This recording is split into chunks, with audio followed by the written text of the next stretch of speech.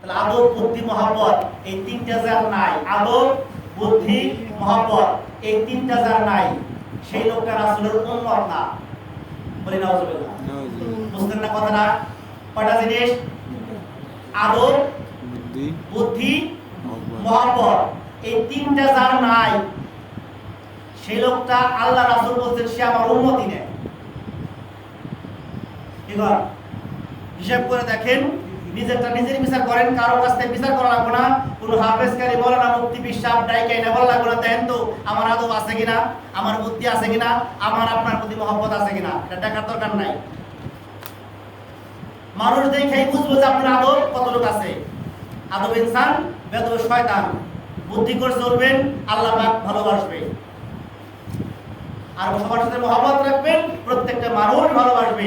আর 10 জনে যারা ভালোবাসে আল্লাহ তারে ভালোবাসে। বলি আলহামদুলিল্লাহ। অনেক কথা বললাম, ভিতরে অনেক কথা। বর্তমান অবস্থান, টুপিদারি পাঞ্জাবি দেখতে তারা নামাজ পড়ে আমাকে নামাজের থেকে আধা ঘন্টা আগে। নামাজি কত প্রকার কি কি আমার মুর্শিদ কেবলা আমরা দেখাইছে। আপনারা কি কি দেখছেন তা জানি না। আমি বাংলাদেশের 64টা জেলা, তার মধ্যে 60টা জেলায় মুর্শিদ কেবলা ঘুরাইছে। প্রত্যেকটা জেলায় গেছি, প্রত্যেকটা জেলায় থাকছি, হোস্টেলে থাকছি, হোটেলে খাইছি, মসজিদে নামাজ পড়ছি। আলেম ওলামা, হাফেজকারী, মৌলানা, মুফতি, মুহাদ্দিস, নামাজি, বেনামাজি, পিশা, পাগল এগুলোর সাথে ঘোরার তৌফিক হয়েছে। সর্বোচ্চ জায়গা শিক্ষা প্রতিষ্ঠান, ভার্সিটি, সেখানেও গেছি। ছাত্র, শিক্ষক, প্রিন্সিপাল, সমস্ত বিসি তাদের সাথে চলাফেরা করার সুযোগ দিচ্ছে আল্লাহ পাক। আমার মুর্শিদ কেবলার হুকুমে গেছি, সেখানে শিখাইছে। কেউ নামাজ পড়ে বুকে হাত বেঁধে, কেউ নাভির উপরে, কেউ নাভির নিচে, কেউ হাত ছাইরে, কেউ সূরা ফাতিহা দেইহে, কেউ বাংলায় পড়ে, কেউ আরবিতে পড়ে, কেউ চোখ বুজা বসে থাকে, কেউ ইমামের হাতে পড়ে, কেউ ইমামের ছাড়া পড়ে, যার যার যা খুশি তাই করে। ঠিক কিনা বাজান? এই হলো বর্তমানে পরিস্থিতি। আপনার কোন দল আছেন বলেন, আর কোনটা সঠিক করবেন বলেন। আমার চোখে দেখা, আমি কিন্তু কোরআন হাদিস ইজমা কিয়াস না, বাস্তবে দর্শন থেকে, দর্শনের যুগ এখন, দর্শন থেকে শিক্ষা অর্জন করছি। আমার মাঝে মধ্যে এত নামাজ দেখে মনে হয় আমি যে নামাজে নামাজ পড়ি, এই নামাজের হাত বাঁধানো মনে সঠিক হয় না, কারণ এই দলে লোক কম। মনে হয় বুকে হাত বাঁধি। আবার আর এক দল আছে, হাত বাঁধার দরকারটা কি? মনে নিয়ত বড় নিয়ত, কথা সত্য, কথা কিন্তু সত্য, একটা কথা মিথ্যা না। আবার আর একজন বলতেছে যে আমরা আরবিতে পড়বো কেন? আল্লাহ কি বাংলা বুঝে না? আমরা বাংলায় সূরা ফাতিহা পড়বো। আলহামদুলিল্লাহি রাব্বিল আলামিন, বাংলাকেই সমস্ত প্রশংসা একমাত্র আল্লাহর জন্য। এই কথা কইলে নাকি নামাজ হয়? মানে কোন দল আপনি তাই করেন? কথা কিন্তু কোনটাই বাদ দিতে পারবেন না। চ্যালেঞ্জ করলাম, তারা চ্যালেঞ্জ করে নামে তো কাম করতেছে, ঠিক কিনা? অতএব আমরা যে দলে আছি, এই দল যদি আপনার বিশ্বাস হয় তাহলে একেবারে আঁকড়ায় ধরেন, আর বিশ্বাস না হলে ছাইড়া দিয়ে দেখে আসে। কি কোন কথা না ভাই, ভাইকা যায় নাকি দেখে আসে না, আসতো চ্যালেঞ্জ। আরবি লাইনে লেখাপড়ার যোগ্যতা আল্লাহ পাক করাইছে, আলেম শেষ করছি, হাফেজি শেষ করতে পারে, হাফেজি পড়ছি, কারিনাটে প্রশিক্ষণ দিছি, বাংলাদেশ চ্যাম্পিয়ন সার্টিফিকেট 4 বার বাংলাদেশ সরকার আমাকে দিছে। তারপর সব বাদ দিয়ে মুর্শিদের গোলাম হওয়ার আছি রাস্তায়। যদি মুর্শিদ দয়া করে গোলাম হতে পারবো, আর দয়া না করলে পারবো না। এইভাবে অহংকার নিয়ে হয়তো কবর যদি যাই তাহলে শেষ। এ ধার্মিক হজ, ও ধার্মিক হজ, সব শেষ, ঠিক কিনা? এই জন্য রাসূলকে যদি পাই নাই, রাসূলের তরিকার সিলসিলা অনুযায়ী আমার মুর্শিদ কেবলা 40তম আল্লাহর ওলি, 40তম আল্লাহর ওলির হাত ধরছি।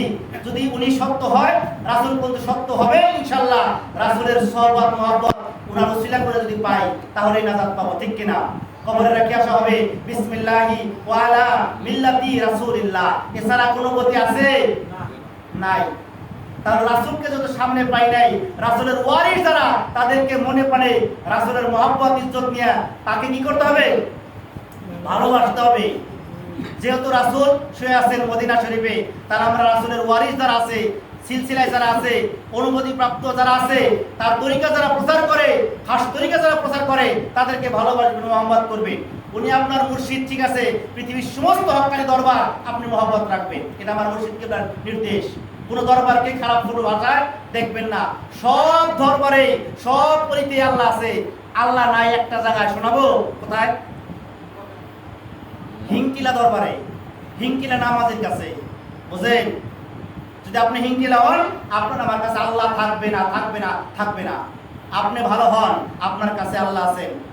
জালালউদ্দিন নবী বলছেন, মান্না গঞ্জম দর জমিনে আছে মা, মান্না গঞ্জম দর জমিনে আছে মা, লেকে গঞ্জম দর কলবে মোমেনা।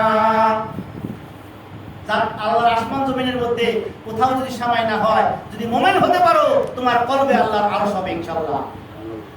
কত সহজ মুমিন হওয়া, সহজ না।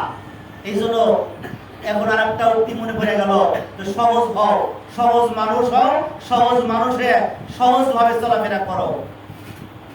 এবং জ্ঞান ছাড়াইতে বলছে, আল্লাহ বলছেন আর রাসিখুনা ফিল ইলমি, এই কথার তাফসিরে বাংলা লেখক যারা লালন ফকির বলছেন, সহজ মানুষ ভজরে মন দিব্য জ্ঞানে। কথা বুঝেন? কথা তো না বোঝার কারণে বলেন নাউজুবিল্লাহ, না শোনার পরেও শুনে সেটাও বুঝেন না, শোনার আগেই বলেন নাউজুবিল্লাহ, ঠিক কিনা?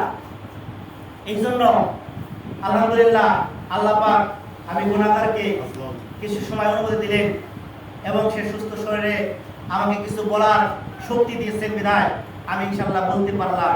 একটা কথাও আমি কোরআন হাদিসের বাইরে বলি নাই, যথেষ্ট প্রমাণ, যথেষ্ট দলিল এবং চিন্তাবলী নিয়ে কথা বলতেছি।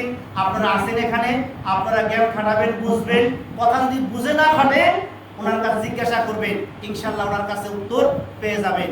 আমি হয়তো সবগুলোর উত্তর নাও জানতে পারি, ওনার কাছেও কিছু শুনছি, আমার যতটুকু বুঝ সেইটুকু আমি আপনাদের সামনে ব্যক্ত করছি। আজকে মিলাদ মাহফিল হবে রাসূলের শানে, আমি মিলাদ মাহফিলটা শুরু করলাম, আর বাদ বাকি ইনশাআল্লাহ মুর্শিদ কেবলা যাকে তাকে শেষ করবেন। আসসালামু আলাইকুম ওয়া আখির দাওয়ানা আলহামদুলিল্লাহি রাব্বিল আলামিন।